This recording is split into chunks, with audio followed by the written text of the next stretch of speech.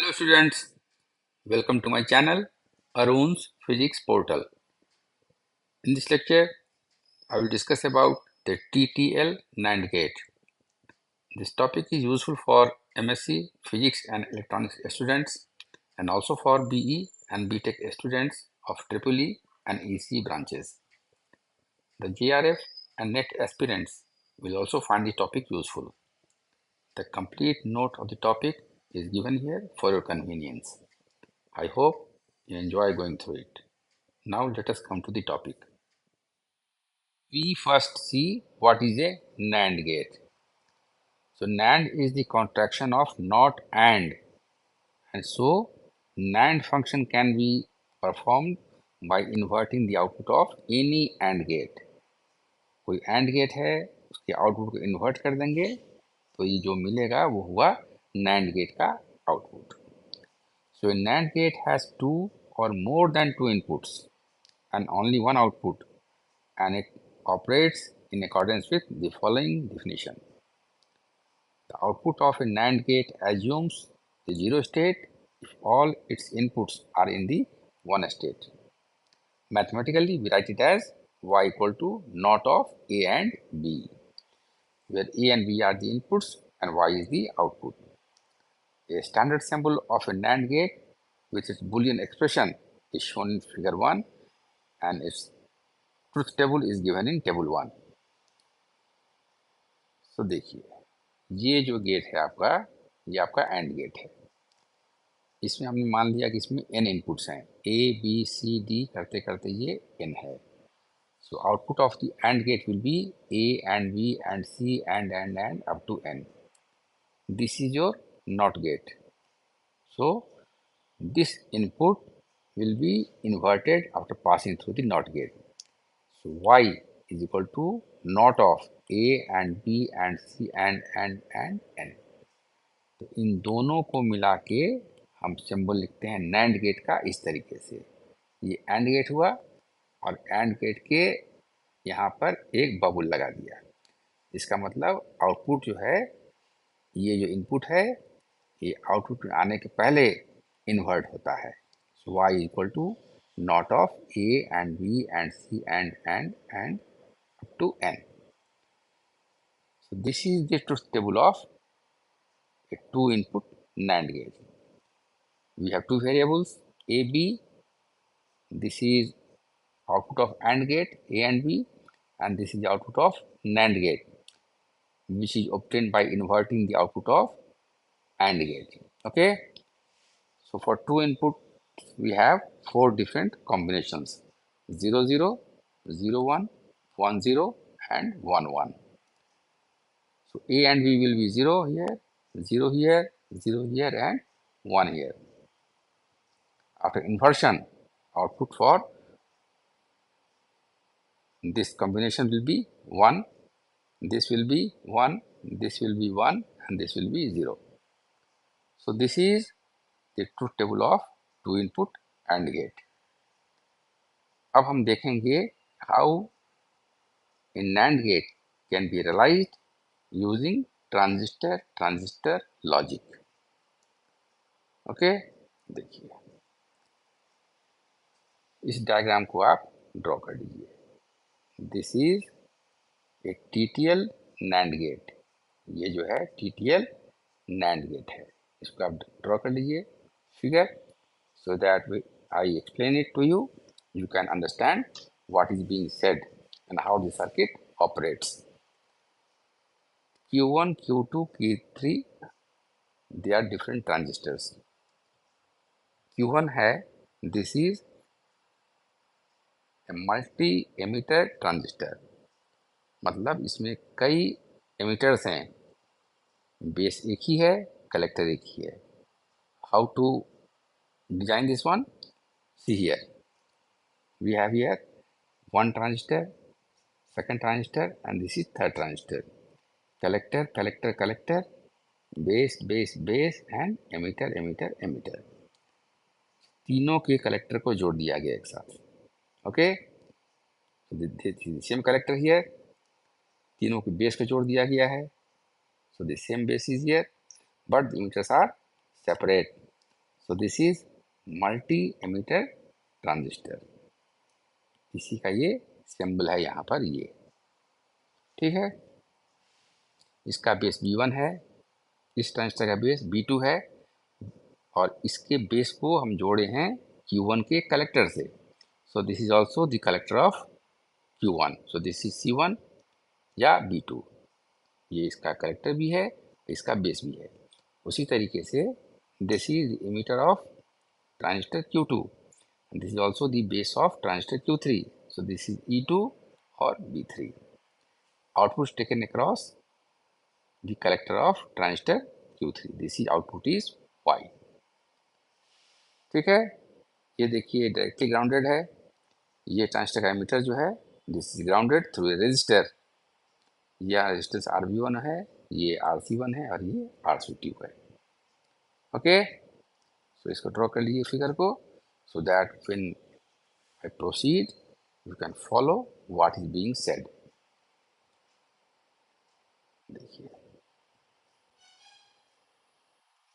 Transistor logic, the TTL family was introduced to provide greater switching speed. It uses a multi-emitter transistor fabricated by using integrated circuit technology and forms the fastest of all saturating logic families. A TTL NAND gate is shown in figure 2. आपको दिखाया figure 2 वहाँ अभी देखा आपने, that is our figure 2. We assume that the logic 0 and 1 levels are represented by VC sat equal to 0.2 volt and VCC is equal to 0.5 volt. So when logic 0 हम मानते हैं किसको, 0, जब वोल्टेज कितना है 0.2 वोल्ट, और लॉजिक 1 बोलते हैं किसको, when the voltage is 5 volt positive, ठीक है। तो ये 0.2 वोल्ट क्यों बोलते हैं, इसलिए यहाँ पर देखिए you see here this is transistor, output is taken here, so when the transistor is saturated the potential between the emitter and collector is 0.2 volt. ये जो पोटेंशियल होगा इसके क्रॉस में जब ये कंडक्टिंग स्टेट में है, फुल्ली कंडक्टिंग है, तो this is 0.2 volt, which in really treat as 0 volt, ठीक है। when current flows the resistance consumes potential, so there is a potential drop across this resistance here, और potential जो है drop between the collector and the emitter of a conducting transistor is nearly 0.2 volt, जिसको हम 0 ही मानते हैं, इसलिए हम लेते हैं यहाँ पर लॉजिक 0 एज 0.2 वोल्ट, और जो करंट फ्लो नहीं होगा ट्रांजिस्टर में तो इस रेसिस्टेंस के क्रॉस में कोई भी ड्रॉप नहीं होगा, तो जो पोटेंशियल यहाँ अप्लाइड है वही पोटेंशियल यहाँ मिलेगा, so this will 5 volt, so this is high, so this is logic 1, okay, this is logic 1, clear.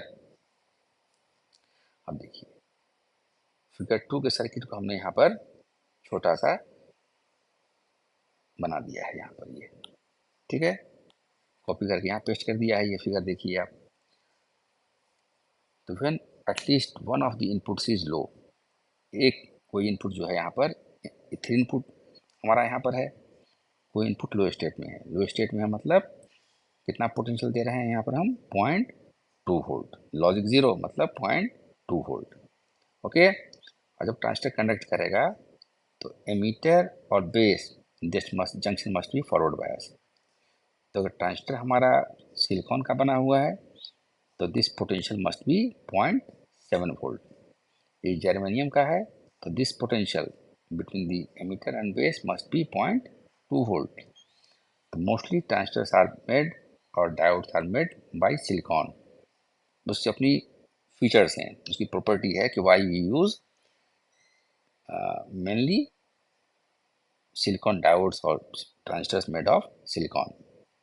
तो यहाँ हम लगाया है 0.2 वोल्ट और यहाँ से यहाँ होना चाहिए 0.7 volt, so the potential available at the base B1 of transistor Q1 will be 0.2 plus 0.7 volt, this is equal to 0.9 volt, okay, so potential available at the base of transistor Q1 will be when this is conducting, this will be equal to 0.9 volt. लेकिन ये दोनों transistor conduct करें तो क्या ज़रूरी है, इसका भी बेस एमिटर वोल्टेज कितना होना चाहिए, 0.7। इसका भी कितना होना चाहिए बेस एमिटर वोल्टेज, 0.7। ठीक है, और ये का जो कलेक्टर है वही इसको फीड करेगा। So this potential difference between collector and the base must be 0.7 volt. So यहाँ से लेके यहाँ तक का पोटेंशियल कितना होना चाहिए, 0.7 volt plus 0.7 plus 0.7 that is 2.1 volt.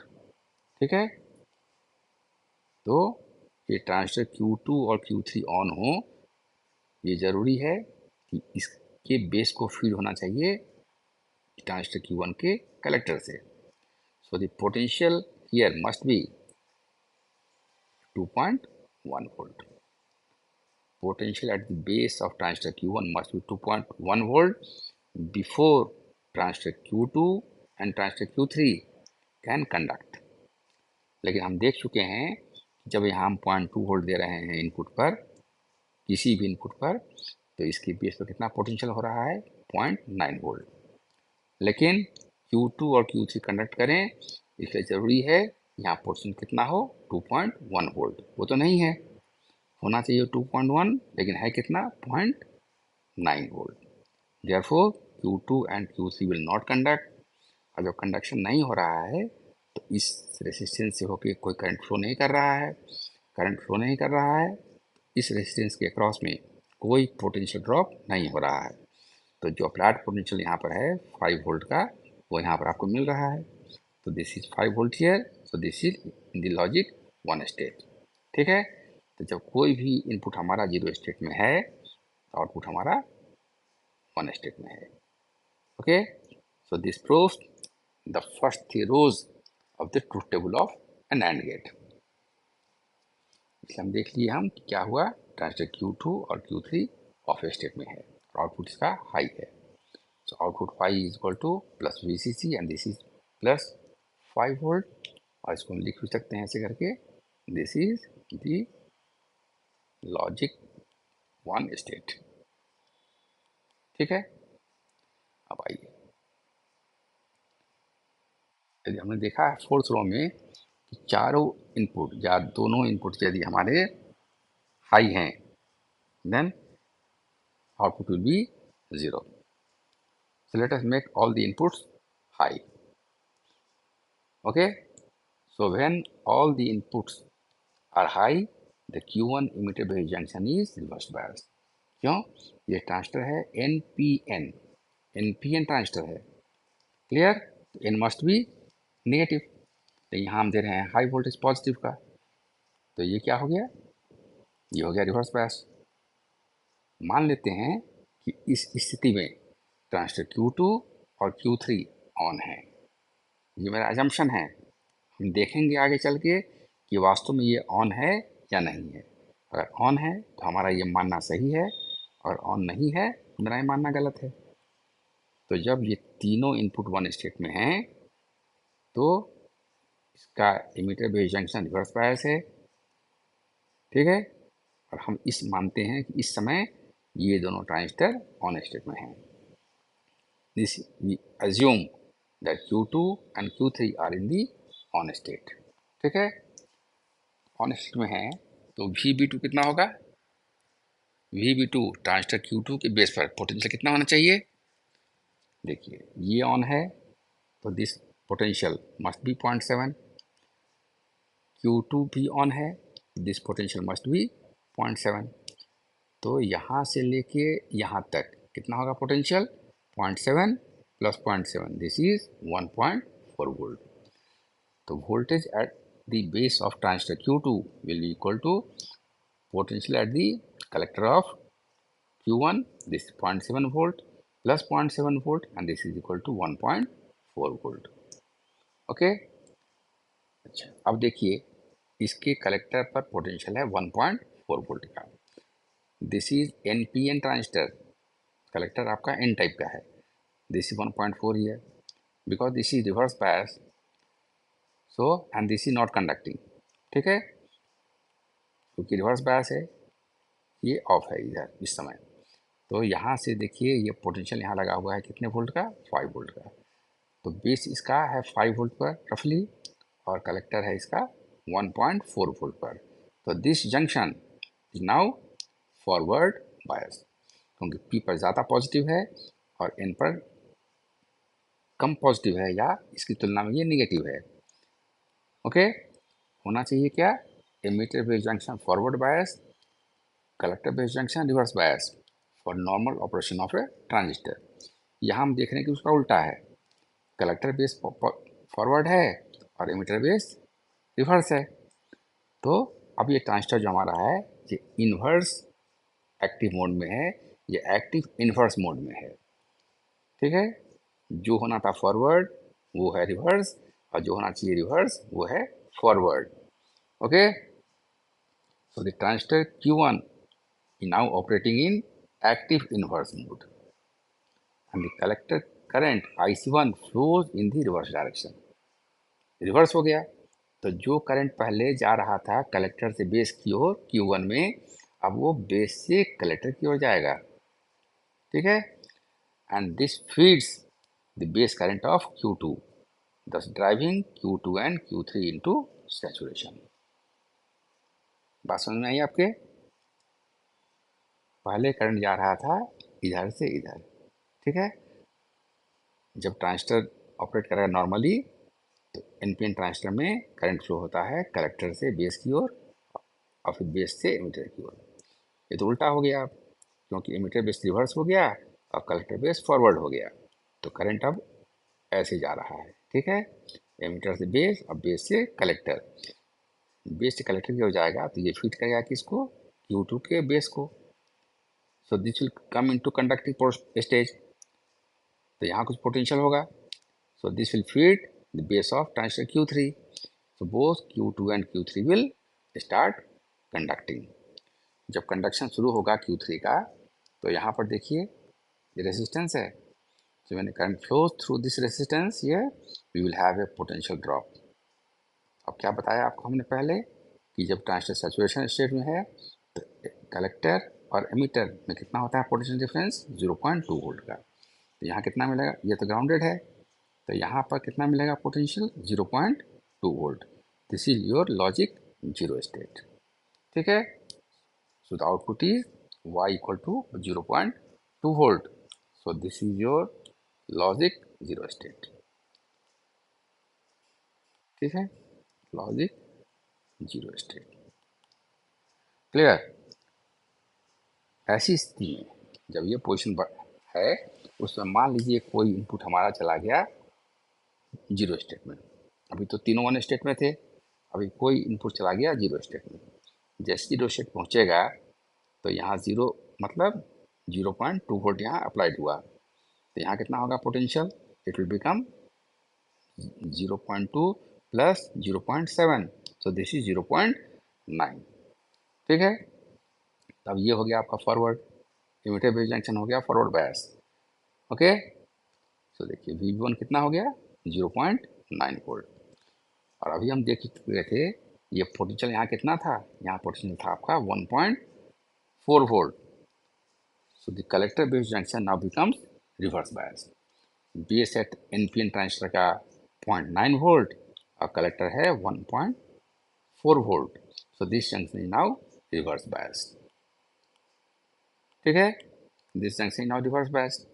तब ट्रांजिस्टर कैसे ऑपरेट करेगा, this will operate in active mode, मतलब अब करंट जो है कहाँ से कहाँ जाएगा, कलेक्टर से बेस की ओर, कलेक्टर से बेस, बेस से एमिटर। पहले करंट जा रहा था जब एक्टिव इन्वर्स मोड था तो करंट फ्लो कर रहा था इस दिशा में, अब फ्लो करेगा इस दिशा में। तब ये जो करंट फ्लो करेगा इस दिशा में, तो इसके बेस में जो चार्ज स्टोर्ड है वो यहाँ से रिमूव होगा। What is current, current is flow of charge, rate of flow of charge. यहाँ से जब चार्ज रिमूव होगा तो होने बाद क्या होगा, ये ट्रांजिस्टर ऑफ हो जाएगा, और जैसे ये ऑफ होगा ये ट्रांजिस्टर Q3 भी ऑफ हो जाएगा। Okay, so this is what we write here, Since VC1 is 1.4 volt, Q1 collector base junction becomes reverse biased. The transistor Q1 therefore operates in the normal active region, and Q2 and Q3 will be turned off when the stored charge is removed. The large collector current of Q1 helps remove the stored charge in Q1, Q2 and Q3, thereby increasing its operating speed.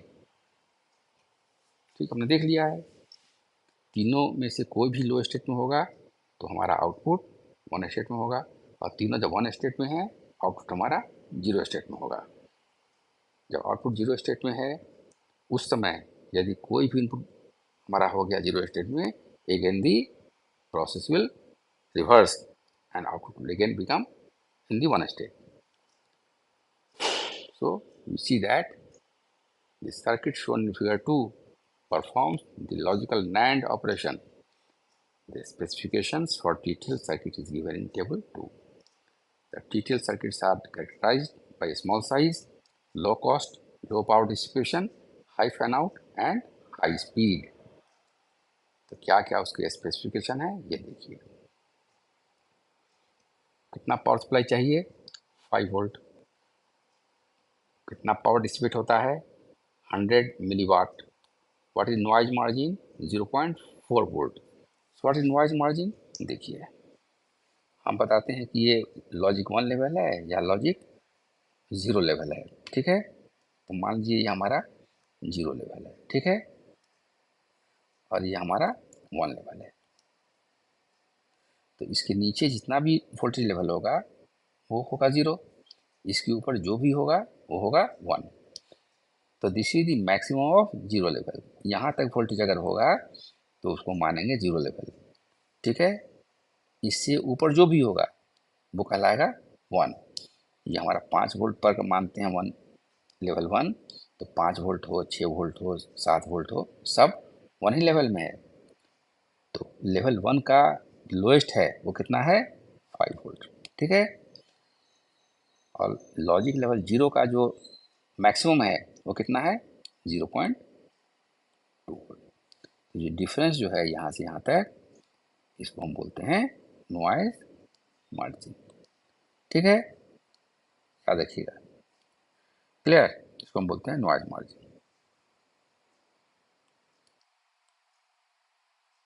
तो ये देखिए यहाँ से fan in क्या हुआ, उसमें कितने input हो सकते हैं that is known as fan in. उस नैंड गेट में वो जो मल्टी इमीटर ट्रांजिस्टर हमारा है उसमें कितने इनपुट्स हो सकते हैं। हमने एग्जांपल में दिखाया आपको कि उसमें 3 इनपुट हैं ए बी और सी, लेकिन उसमें मैक्सिमम 8 इनपुट हो सकते हैं। सो दिस इज फैन इन और ट्रांजिस्टर Q1। फैन आउट का मतलब क्या हुआ, वो नैंड गेट कितने सिमिलर गेट्स को ड्राइव कर सकता है, ठीक है।